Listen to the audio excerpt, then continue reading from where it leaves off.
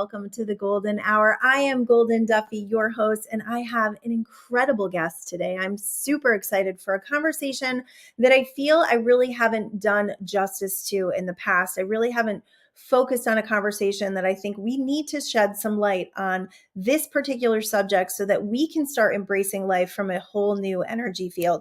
So today I have Mary McElhattan, and she's an author, chaplain, grandmother, mother, daughter, wife, and permission mission advocate who has worked for the largest pre-burial and funeral arrangements company in the nation. She has encountered and experienced hundreds of thousands of families, people, and how they deal and approach the following subject.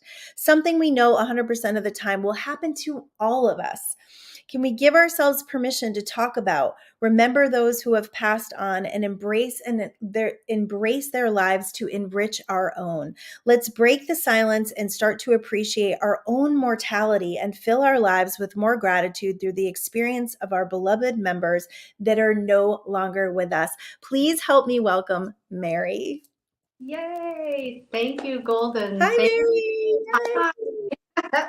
Hello, it's a pleasure being here. And yes, talking about something that is the inevitable and something that the majority of us do not talk about it. You know what I mean? I didn't either. For many years, I didn't. I feel like, honestly, when I was in a position to talk about it, looking back, I feel like I literally hit the life lotto.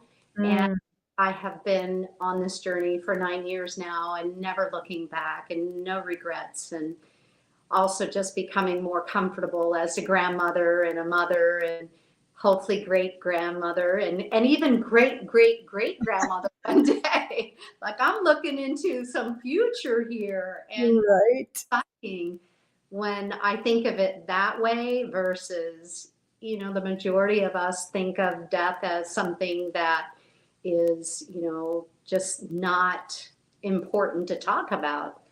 Well, there's so much fear, there's so much fear around it, even people in our lives. And I think over the course of the last few years, even in our society, the fear of death has become so prevalent and so obvious, but not dealt with, like not talked about. So we just kind of have this like monkey in the room, like this elephant in the room that nobody's acknowledging. And because of that, people's pain and their grief and their fear is exasperated because they're like pushing it down. And I always say, like, law of attraction, you're going to attract the vibration you have underneath. So if you don't deal with the fears and acknowledge this conversation, you're probably going to be blindsided in life, because eventually someone in your life is going to die, or you're going to be faced with, your own death and not be able to transition as smoothly as you could if you had actually had a conversation and acknowledged the fact that death is a part of life, right? It's something I love what my mom says. She says, we're all in order, we're all in line and we'll be called accordingly. And that's a woman who has had great loss herself. And, I just learned from her how to really openly accept that this is a part of living. And I think the missing piece is that the more we run away from it, the worse it gets. The harder it is on those who are left behind, because the absence of the mind is the absence of the person. Yeah, absolutely. And just the way that people, deal with grief and the loss of others is, it can be just like kind of this hidden shame of just like, I've seen many people who have lost loved ones in their lives and they don't feel justified to feel happiness anymore because it takes away from that person's death. Like, people deal with it in so many different ways, but by not talking about it and acknowledging it, I think we're keeping that pain like there for people. When you don't deal and heal, your pain is right there on the surface. And I've seen many people that have had deaths, their mother died 20 years ago, and then they have a death, recent death, and it just breaks that open. And they're like, I don't know why I feel so much pain. It's like, because, well, you never dealt with the first, really powerful death in your life. So I think that's the importance of this conversation. One of the many. one part of it is it's becoming more, I always say it's peaceful in the preparing and peaceful in the passing, because I, have my own story, and it started back when I was 14. Now I'm 57 now. So it's been a few years ago. It's been on my heart though since then to really discover how this works and why is it so silent, and how we can gain some tremendous gift from being more open about it. Because the healing, I love it. Deal and heal. I mean, gosh, that's beautiful. And I know that all of us who have lost someone very close to us want to heal. It's how do we? And this is the step right here. It's saying, accepting our own mortality gives permission for those who have passed on the acceptance to it as well. And that's where that peace will start coming in. Yeah, back in 1981, we got the call that my brother had been tragically killed in a motorcycle accident. And, it was like, whoa, how did this happen? Like, what do we do? And how's this going to impact our family? And why is my family all of a sudden falling apart so quick and fast? And, we were all kind of dealing with our own loss in our own ways, and everybody was silent about it. So it divided our family instead of bringing it together. It divided our family. And then, so I was asking questions at 14. Nobody wanted to answer. Everybody was just kind of like, it happened, be quiet. I don't know what to tell you. And I was the why girl, I was like, I really want to know how this works. Well, for years I didn't, until 2013. My father called me one afternoon. He had come from the doctor's office, and he said, Mary, I have some news, and it's important that I talk to you, and I'd like you to help me plan out my day of departure, is what he called it. And of course, I'm 10 of 11 kids. I'm going, why don't you call number like 2 or 3? Like, I'm the baby. I don't want to talk about it. Nobody wanted to talk about it back then. And anyway, it was a beautiful, beautiful experience, because inside of me was that 14-year-old little girl who really did want answers. And I've gotten them. And Wow. it's never been the same. It was as if my father had pulled our family back together and acknowledged this is part of life. If we miss this opportunity, we will stress our entire lives to ourselves to death. Right. And I feel like that initial questioning as a 14-year-old, if you're dealing, like if you're thinking about law of attraction and universal law, that question, that desire for answers is the reason why he came to you. Yeah, because what happens is when we have a strong desire and we have questions and they're unanswered, we will attract a way for us to satisfy that. Well, he said it was because he named me Mary Margaret Motormouth, and he wanted to get his day just right. However, I like what you're saying, Goldyn. I like that. I'm talking energetically, I guess, right? Yeah. That's amazing. So I know when we shared before, you had said like your dad kind of came to life through his death, which I thought was so interesting. So like before he got his diagnosis, what was he kind of dealing with? Like what was your relationship with him? Very quiet. Just kind of a hardworking guy, didn't really have much to say. Actually, a lot of us kids thought he was pretty mean, because he didn't say a whole lot. He was the type of guy that cleaned his guns, when the guys would show up to take his daughters out on a date, take us out at 3 o'clock in the morning to fish.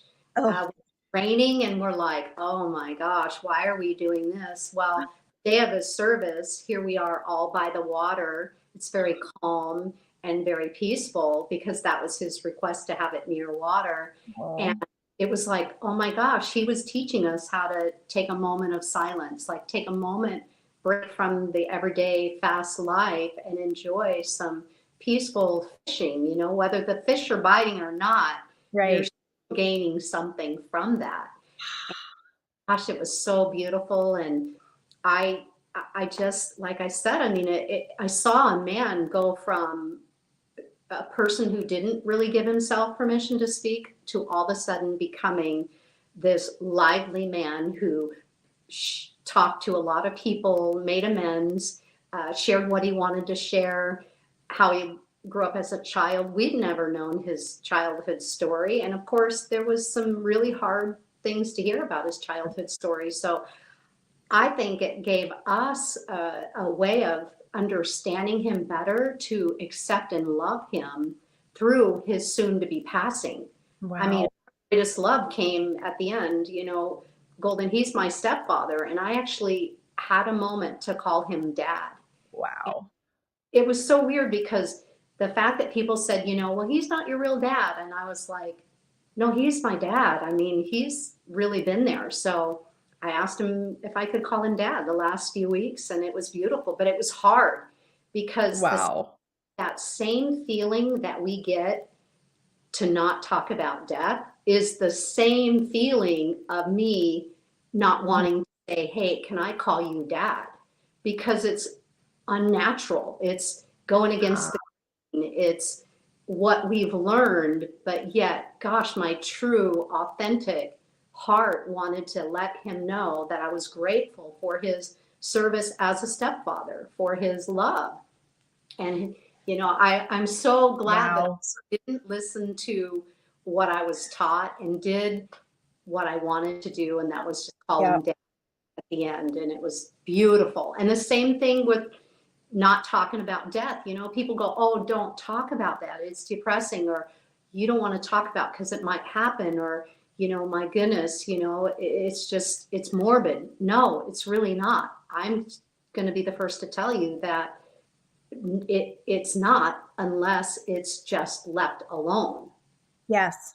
Yeah. I feel like what came to me when you were just saying that is like the vulnerability. Like there's a vulnerability in these conversations that we have to get honest with ourselves and honest with an emotional piece of us that is often been shunned, right? Like crying and acknowledging how we feel has been shunned. So this conversation opens up the emotional field for people in a whole new way, and probably the hardest thing that we deal with as humans. It is the toughest, and if we can do this, what else can we do? Right. I'm finding that in my own life, like I'm taking on things that I used to really want to run away with. And I remind myself daily, I'm like, hey, if I could do this with my father, and I can do this with my own preparations and my children and my grandchildren, I walk with them at the cemeteries because I want them truly to know that I am carrying on this legacy, that this conversation is absolutely 100% okay. And I promise that you'll live differently because of it. Right. So you're taking the strength and the power from it. Yeah, I guess, yes, that's what I'm doing. You definitely are. And I just want to share your book because it kind of segues into this, because you wrote a book called Rocket Risks, Not Knowing the How and Doing It Anyway, which is available on Amazon. Let's just talk a little bit about when we acknowledge death and we acknowledge the fact that, yes, we are going to die someday, and no, we don't know when. Like how people can live their lives differently by not only acknowledging that, but living more from a place of fearlessness. Mm, that's funny. My father said I was fearless. You did. The words he left me, he said, Mary, when I think of you, you're fearless. Uh, and it's only because, again, the love, that my parents gave me, and the loss that my siblings gave me, because I have 3 siblings that have passed. So Oh, my mom lost her first child back in the 50s when polio happened, and then my brother when I was 14, and then another brother in a car accident. So, yeah, the rocket risk was just the starting point of me just saying, okay, Mary, I don't have to know how, and I'm going to do it anyway. right. When my father called me, it would have been very easy for me to say no. I really struggled for a few seconds inside, going, oh, whoa, wait, no. It's like, me? Why me? No, like, don't bring that to me. Like, like he was some kind of grim reaper or something. You know what I mean? I'm like, oh, I don't want to deal with that. And gosh, what a ripoff it would have been. If you didn't. The things that have happened over the several years of awareness for living, it really has nothing to do with dying. We know that already. Yeah. It's brought gifts into my living life, and I want to see that pass into my children and my grandchildren, my great grandchildren, and so on. But So yeah, because this actually kind of opened up your life purpose. How, how is Mary different today than when she walked through that with her dad? Like, give me some examples of how you have initiated taking this message and saying, this is who I am now, and this is how I'm going to live my life. so prior, I would say that I was just more conservative, more follow the rules, you know, don't upset anybody, don't interrupt. And Yeah. now an interrupter. I mean, now I'm like, listen, you might want to listen up here because we're going to die. I'm going to die. You're going to die. And these are critical points that you want to understand, that if you do not take initiative today, you have no idea the aftermath that could leave your family. I mean, as a mother, my main goal in life is to keep my family loving one another, because I see how disconnected death can be in a family. It was our family, right? So I'm like, whoa, my kids love each other to the core. And I raised them that way, to support one another, love each other. They don't have to be in agreement with one another, Right. but they are family. And so yeah, this is like my insurance to just say, look, I've set the tone. I want you guys to understand that I am going to go. And in place of me is this permission, you know, to keep living, keep thriving, keep taking risks, plan your own one day. Know that live life backwards, you know, like don't waste time. I don't waste time. I'm up. Goldyn, I swear, if I could have a videotape on me, I jump out of bed. And that is a big difference too. I had only heard about people saying, when you find your purpose, you will know that it is feels nothing like work. Right. Since that has happened with my father, I mean, I don't feel like I work a day in my life. I could talk about it all the time. Yep. And I'm privileged and honored to serve families on a daily basis, to again interrupt their daily life and say, look, for a few minutes, we're gonna take a look at this, and we're gonna show you options, and we're gonna make sure that your family is set up to win while you are winning. I mean, come on, I don't want it to go out hard. It's already hard in this world today. Yeah. Why want that to be even more difficult for our family?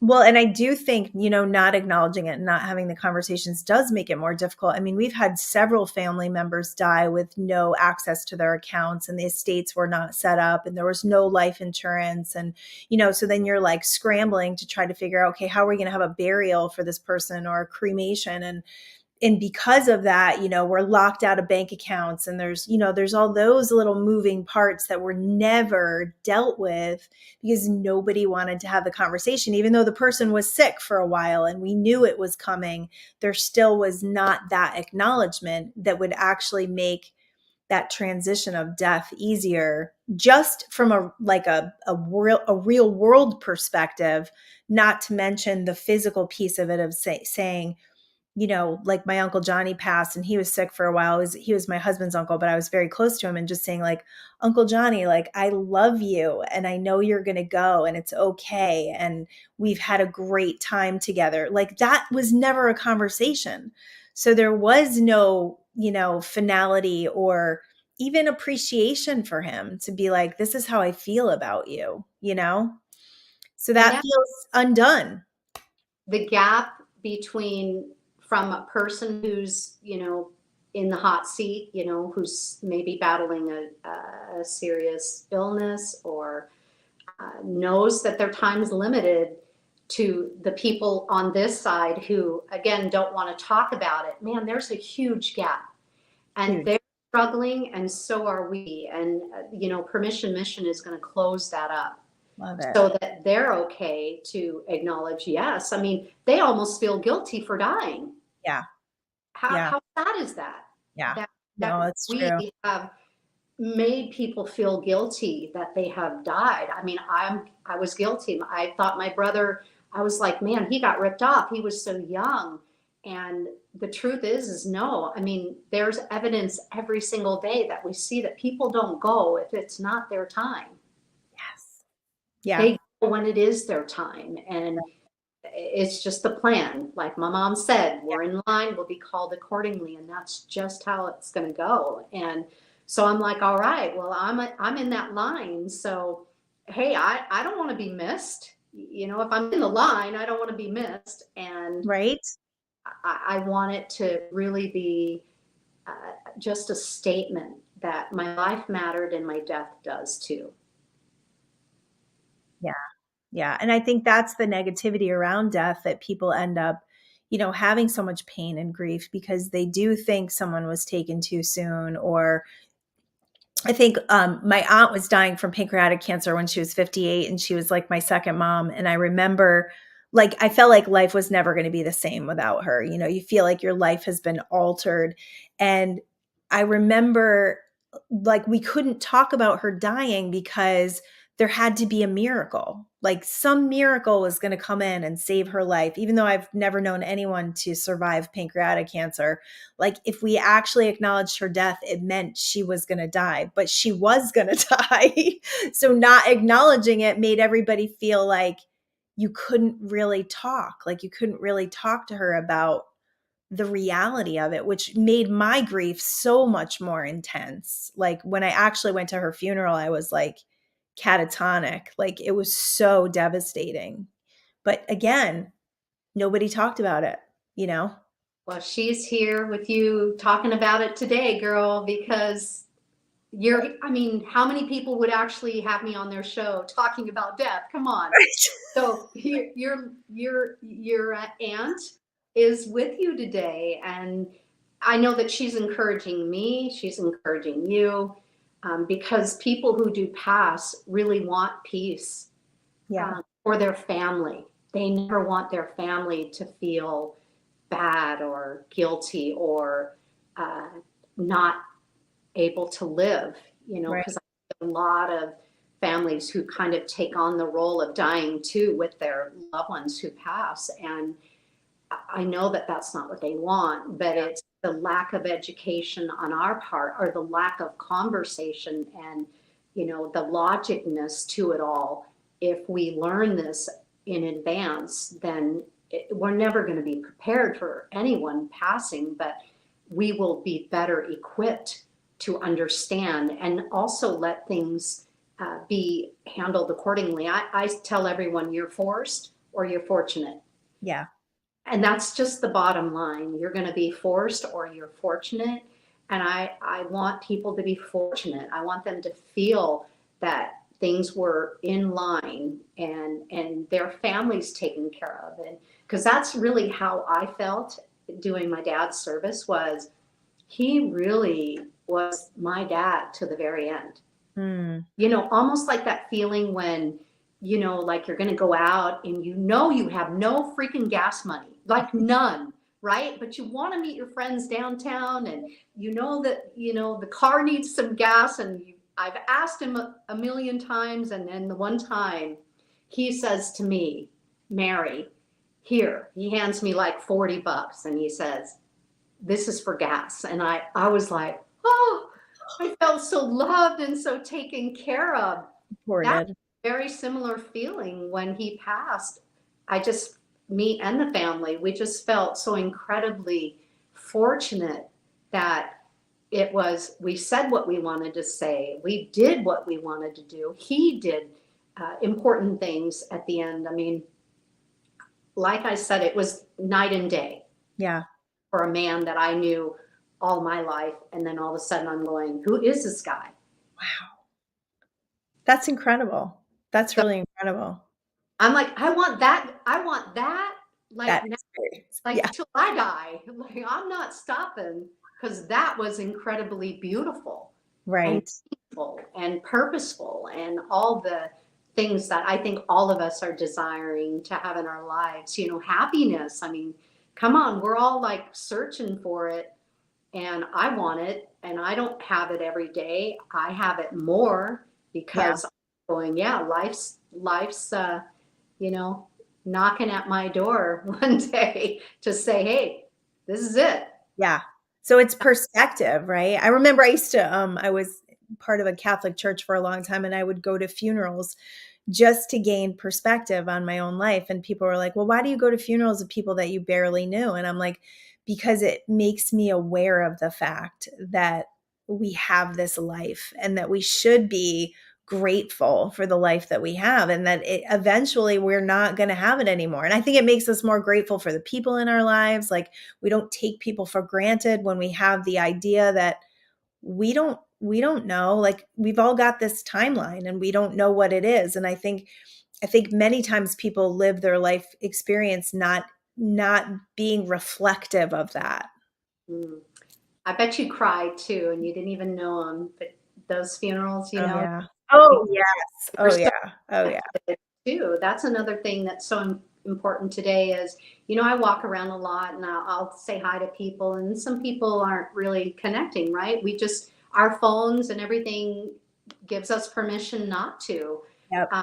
And I even believe in my heart that, we're missing that happy part of the connection piece. That number one, we're not alone in this world. I mean, geez, there's what, 9 billion people in the world. And Right. so when somebody tells me they don't have a friend or they don't have anybody in their life, I'm like, well, get busy getting one. Exactly. Because there's probably hundreds of people right close within arm's distance. So So true. get busy and get somebody in your life, because you're Yeah. not be alone or disconnected like that. And bringing up death and life and putting it together is gonna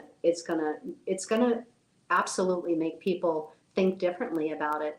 Absolutely. I had a conversation with a friend over the weekend, and he was saying, I said, you should get a dog. He's very unhealthy, very much checked out of life. Like, he said he basically just sits on the couch all day. He's on disability now. And I'm like, where is your life? Like, I was giving him a hard time. He's an old friend. Like, we grew up and went to high school together. And I'm like, dude, where is your life? Like, what are you doing? I'm like, get a dog. So you have to go out and walk in nature every day. And he goes, I don't want any animals because, they're going to die. And I don't want to do that. And I'm like, so you're cheating your experience of living love and life and more goodness because you're worried about what's going to happen in I don't even know how many years. So I thought it was really interesting that people will cheat themselves of experiences because of that unknown. And I know that's part of what you teach, and like taking risks and living life to the fullest. To the absolute fullest, you know, and he'll get healthier, because Yeah. what's the dog going to get you doing? Exercise. Hello. I mean, and the deal is, hey, we're all going out too, right? Yeah, And having that kind of love with a companion. I mean, I don't think we'd have dogs in shelters if people did it that way. it's true. It's I very have true. in the butt dog. He's 80 pounds. He's a boxer, and he's a pain in my butt. But at the same time, I'm so grateful that he walks me every day and Yeah. my butt up and exercising at 6 o'clock in the morning, sometimes earlier. And I'm so thankful that I have that accountability. And you know what? You caring, that's called caring in my book. Yes. Not saying I love you, it's showing that I care about you and your life, and I care about your passing too. So if you want to do something about it now, Yeah. get a companion, get a dog. That's Some awesome.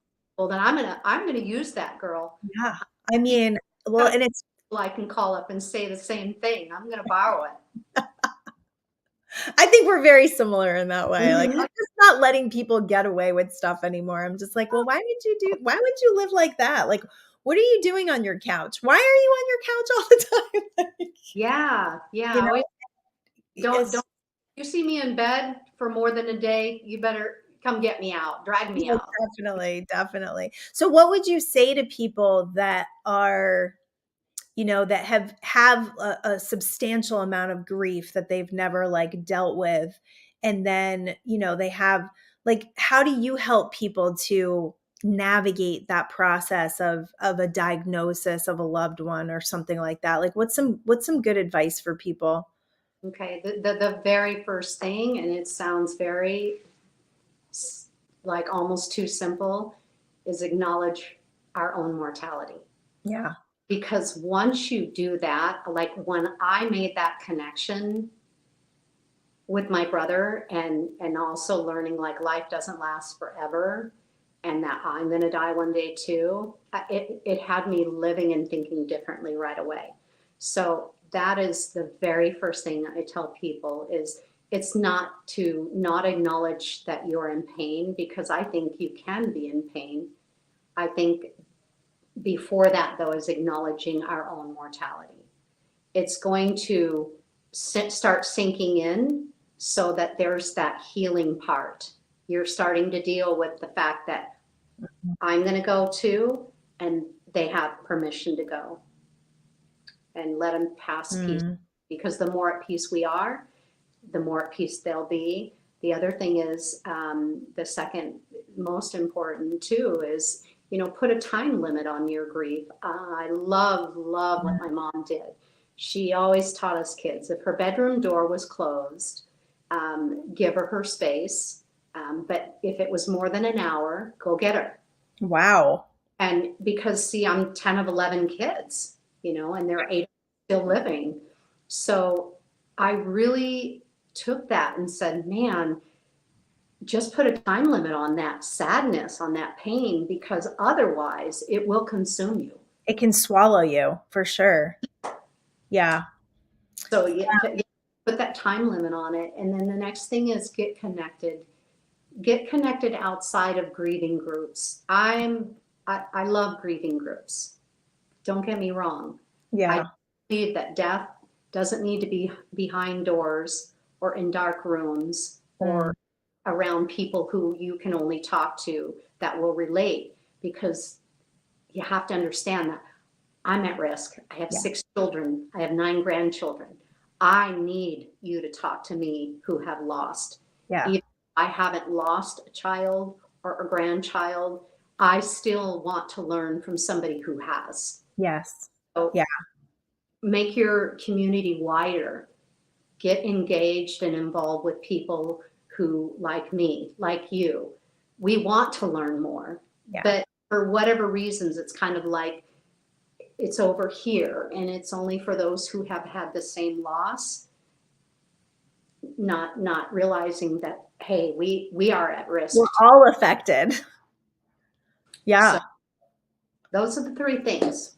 That would be my, own your own mortality as your first, and then second, put a time limit on your pain and grief, and then third, get engaged and involved in your community outside of the grieving groups. Out of the grieving groups. I agree. Cause like when you go, I mean, any kind of support group, I feel there's, benefits in it. But once you continue to tune yourself into the frequency of that group over and over and over again, it's hard to move past that identity. Like, you're identifying with grief and that's who you are. And that's, and I think getting caught up in that pain, like you were saying, put a time limit on it. I thought that was really beautiful.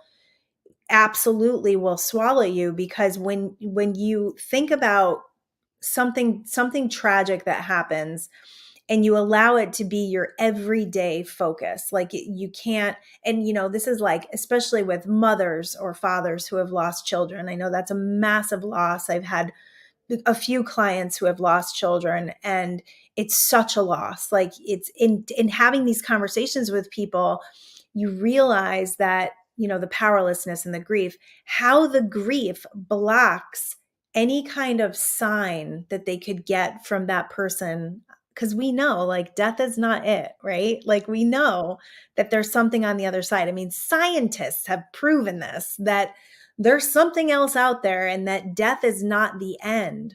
So if death is not the end, that means that this person, I still could have access, but I've seen so many times the grief block people's access. Have you witnessed that? Absolutely, for sure. And Yeah.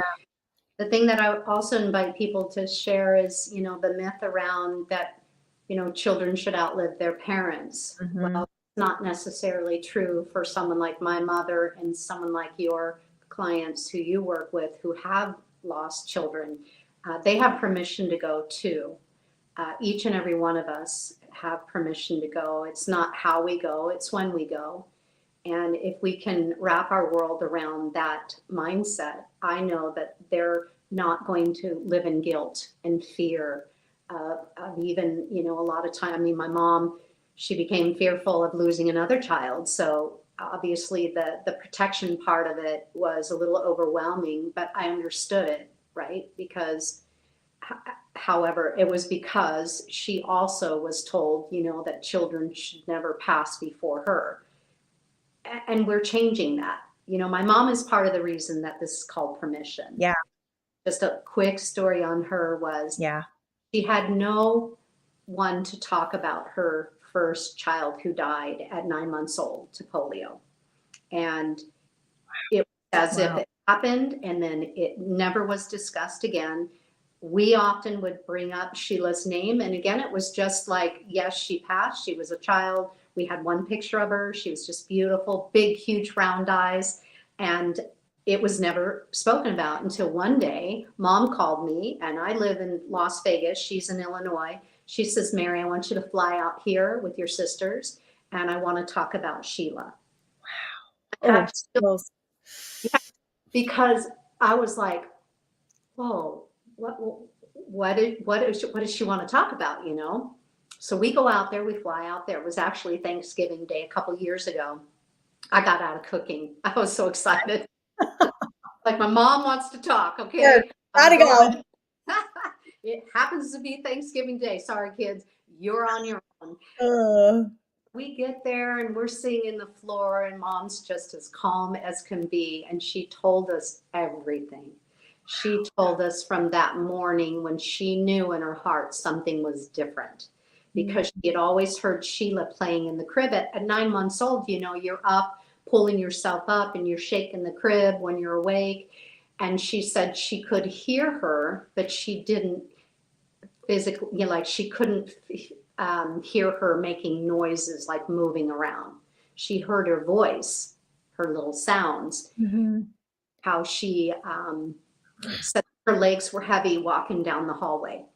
And because see, your heart knows, I think she already knew something was already not right, Yeah. or, different. And then seeing Sheila completely paralyzed, because she got it polio in her brain, so it paralyzed her body. Wow. And then took her life like within a couple days. So um, mom was as calm as can be. If you can imagine, I wept like a sister would weep losing her child, losing her sister. Sure. You know what I mean? But Sure. my mom was as calm as can be. Like she had this day sorted out in her mind to share. And I'm so, so thankful that we gave her that space to do that. But the next day I asked her, I said, Mom, because she looked like a different woman. I was Right. like, dang, she's hot. Like she had 11 kids and she is hot. And that weight of her came off of her shoulders, and her face looked different and she looked lighter. And I said, gosh, Mom, thank you for sharing that. And she goes, well, thank you for giving me permission. Wow. I was, because I had been doing this for a while. And of course, I share what I do at work with her.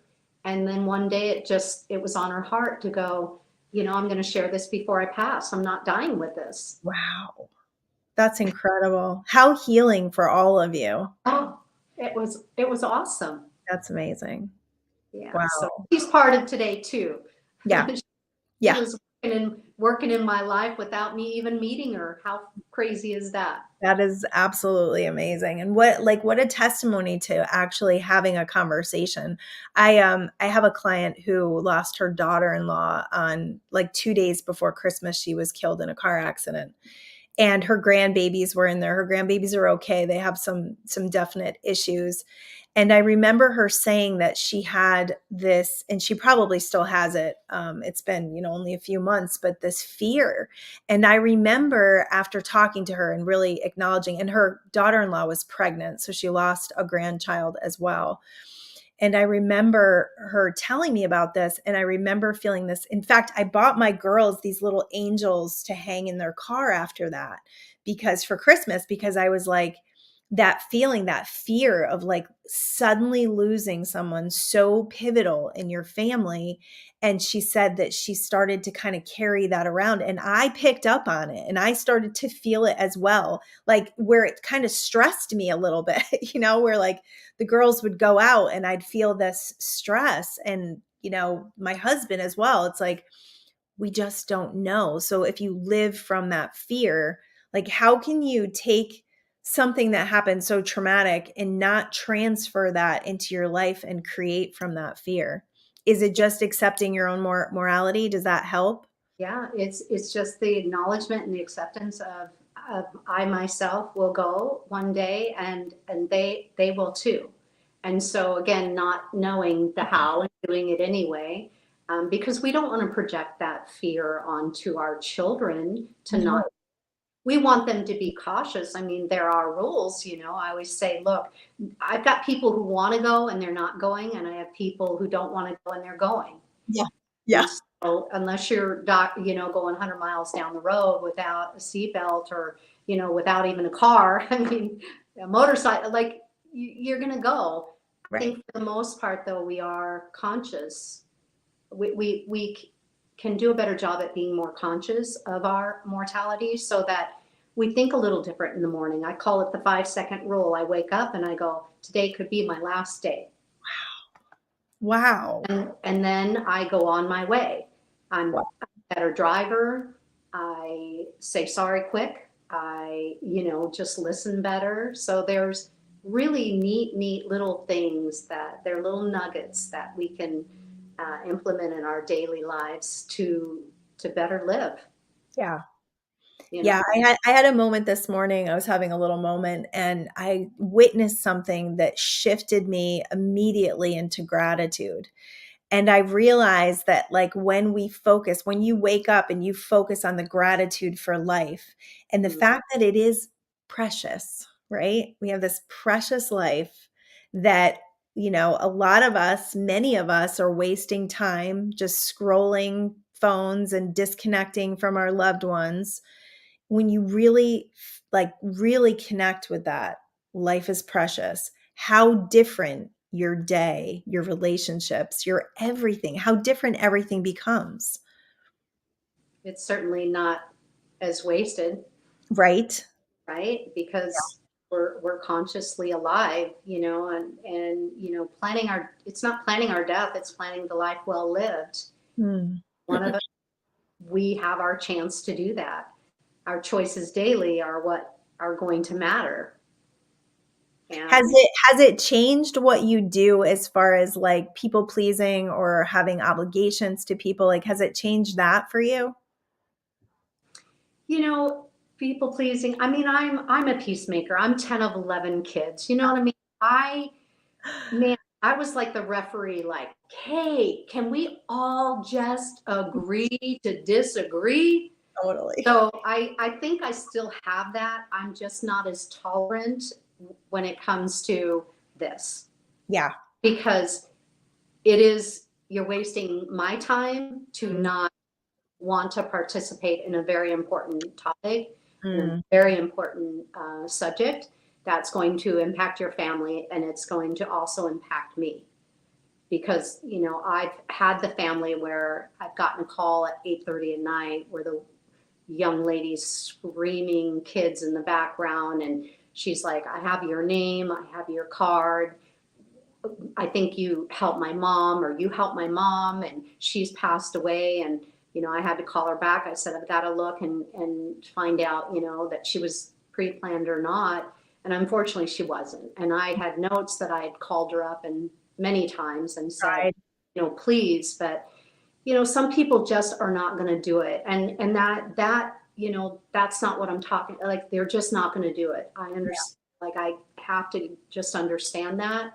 But in this case, I said, I had talked with your mom. I gave her options. She had not made a decision. And like, this woman just hung up the phone, and I get it.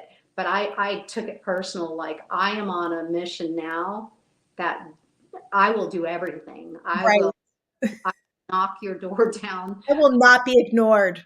Right. And I know friends dodge me, like, Mary, don't say that one more time, although they'll love me later, because that's what a true friend is. That's what a true, leader is, and that we're all leaders and we're all here to make a difference. Yeah. And this happens to be my area of expertise, and I'm going to really do everything I can to help you make a decision, even if it's the smallest one, to get you started. And that's the acknowledgement that you're gonna die. I mean, come on. We are going to. I'm not holding on to it anymore either. So, because see, look how much holding on to it is hurting us. Yeah. I mean, the reality that, Yeah. Can you dive into that a little bit? sure. I mean, just the fact that people don't want to age. They don't want to age. I don't. Yeah. My skin is to tell me it's time. I was looking at a picture like 2009, and I'm going, dang, I certainly don't look like that today. And then I immediately went to my mom's face, and I thought, do I ever think that my mom looks old? And I'm like, no. The answer is no. I think of my mom as just somebody who's beautiful, weathered these storms, and still gets up every day and thanks the Lord that she's alive. Right. Right. And here she could have called it quits a long time ago after the first baby. Right. Or Right. the third. Yeah. And she just kept going. So yeah, I think I'm probably a little overboard. Well, at least you're aware of that. I'm like, woohoo, we're gonna get up and talk about death today. Well, I was wondering too, like, does it make you, because I try to be good about this, but does it make you a little intolerant of people who are not in gratitude, who do, I say to my kids very often, like, first world problems, like, we'll joke about that, and it's like, all right, so it's cloudy for like the 10th day in a row. Okay, like, what are we going to do with this? It's like, let's keep it in perspective of life in general. And I was talking to my daughter this morning about my shift in gratitude, and she was like, I'm so glad that you were able to do that. And I just looked at her and I'm like, we have such a great life. So I think when you acknowledge that, life is everything you make it, like, the fulfillment of your life is up to you. Nobody has got, a magic wand and is keeping you from experiencing your dreams. That's all you. So when you realize, okay, the fulfillment of my life is up to me. And because I don't have the hourglass, I don't know when it's going to run out. I best get up today and do what I say I want to be, or else and I do this a lot with like exercise with people or taking care of their physical bodies. I'm like, if you take it for granted and you don't do something with that, eventually you're going to be looking at a situation where that power and control is going to be taken from you because you didn't, right? You didn't have any gratitude for the physical mechanism that you're in. So like when you talk to people, is it hard to not be like, okay, well, you could die today? Like, is it hard not to acknowledge the fact that people do get caught up in the silliest stuff? Actually, it's interesting. It helps me to get more engaged, to get connected. Because a person who obviously is, I mean, I had an instant just the other day where a woman, she was obviously very, she was rude, I was in her space, I guess. We were grocery shopping and I was looking at some items and she was right there and I was supposed to say something to her that I was there. Anyway, I just, again, my first reaction is to disconnect, right? Because you're being rude. What's your problem? What's the deal? Like, I'm so sorry that, somebody might have peed in your Wheaties. I don't know. Right. And then though I went to, I don't know her story, but I know she's going to die one day. Oh, wow. So it eliminated the judgment. The It judgment. eliminated my thinking I knew more than she did, or that my life is better than hers, or that she's older than I am. It just eliminated a lot of those things that I could have went into. Wow. And I just went right to the source, and that is the fact that all of us are going to go one day, and she's no different. So Wow. it propels me to work harder and smarter and figure out how do I connect with those people that I need and they need me too, because we're in this together. This is the one guarantee that we Yes. all in it together on. And I just want to talk and learn and grow and have the same for everybody else. Yeah. I love that. I love that so much. And what a better world we would live in if we could have compassion for people and realize that people have their story. I'm always like, it amazes me sometimes how angry people can get with like strangers, like road rage or, even as someone that's rude at the grocery store. And I'm always just very quick to go, I always see them as wounded little children, it's like they're just wounded and you have triggered something in them. So I love that you're able to kind of take yourself out of that super dense perspective of reality of, taking it personal and getting mad and feeling like you have to fight back to this is a human being who's having a human experience and Yeah. eventually that's going to end. Like there's so much compassion in that. Yeah. I mean, I hope to be as brave to go up to someone like that and actually say, look, for a living, this is what I do. Yeah. Instead, I didn't. So I've got some work to do Yeah. myself, Yeah. because I thought about it after. I thought, if I could, I had an opportunity right there. Yes. I had an Yes. opportunity to connect with her. She may not have anybody in her life. She may have just lost her husband or her child. Yeah. Yeah. She's got one, and so do I. On the surface level, like underneath all that, the foundational level, though, is the connection of we're all going to go one day. Yeah. So I could have had that chance, and I just didn't do it because I still have work to do on this. Well, and I love that you have perspective because next time it will definitely be different, and that's Yeah, all we can do is just keep doing better, right? hard. And I'm gonna be like, hey, guess what? Great day today. Yeah. I work for the funeral home, and I'm just wanting to, just let you know that I don't want to argue with people anymore. Yeah. I You have too much perspective. I like to ask people You'd when probably run away, or right? be, Well, I like to ask people so it's not like just to see where they're at, and if they're open, I'll say, "Are you okay?" mm, Because a lot of times, people feel like they don't matter, and I know this is a lot for older women because I have a lot of clients that are older or even people in my life who feel like they don't matter as they get older. So when you ask somebody and you actually like compassionately care, like, "Are you okay?" You know, that could open up the door to them actually sharing something that they need to share with you. So, and it's not so invasive, like, you know, I love that. yeah. Yeah, simple as, are you okay? Because obviously, like, maybe things weren't okay. Yeah.